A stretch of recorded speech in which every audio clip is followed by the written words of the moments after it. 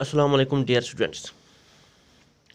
As you know, due to different types of landforms in India, different modes of transport, that is railways, roadways, pipelines, waterways, airways, etc. prevail here. पिछले video में हम roadways को discuss कर चुके हैं और आज की वीडियो में हम बात करेंगे रेलवेज पे।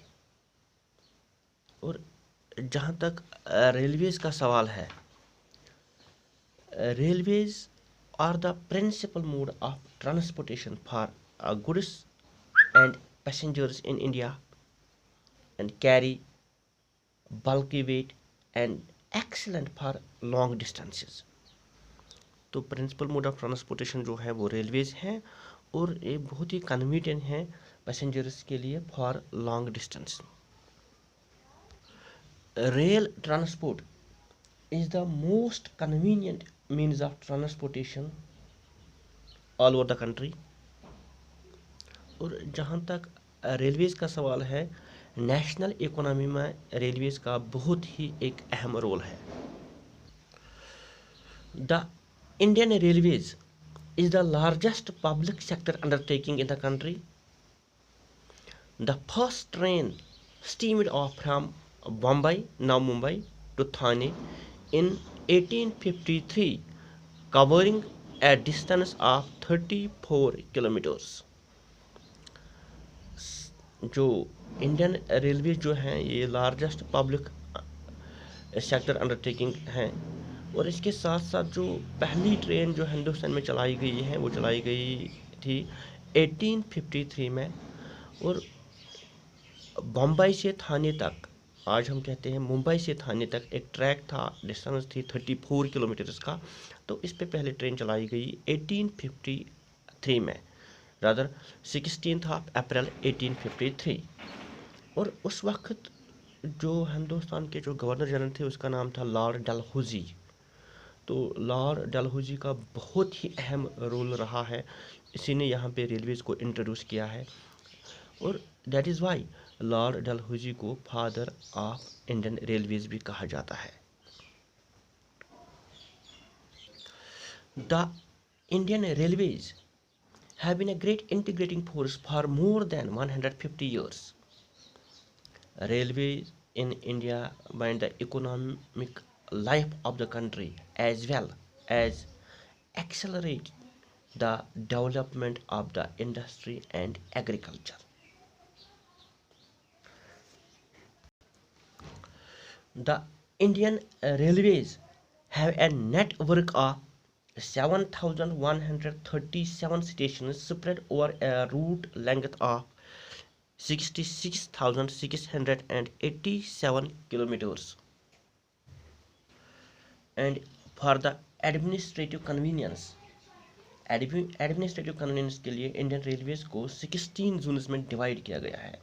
For the administrative convenience Indian railways are divided into 16 Jones.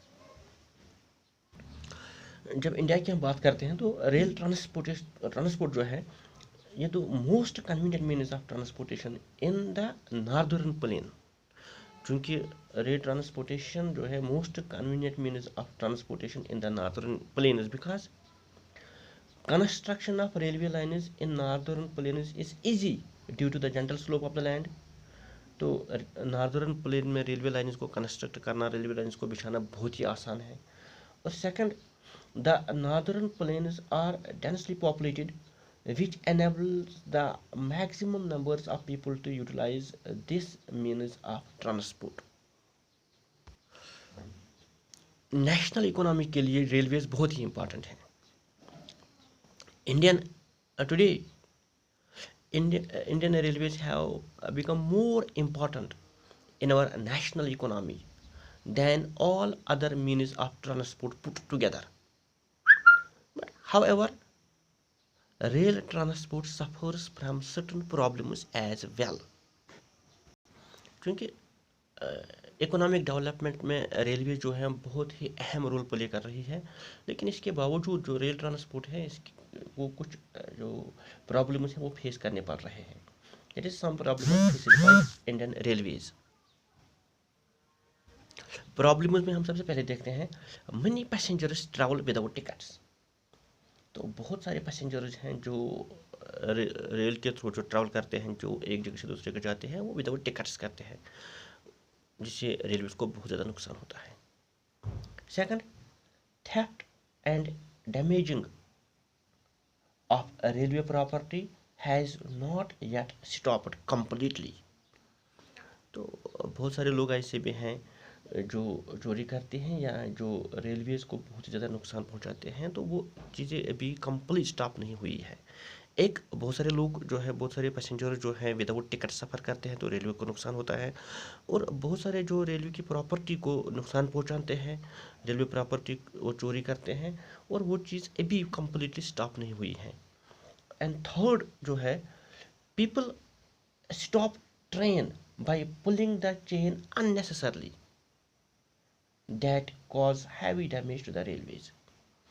तो बहुत सारे लोग जो है वो ट्रेन को अननेसेसरी खींचते हैं, बीच में ट्रेन को रोक लेते हैं, और उससे भी जो रेलवेज़ को है उसको बहुत ही ज़्यादा नुकसान उठाना पड़ता है।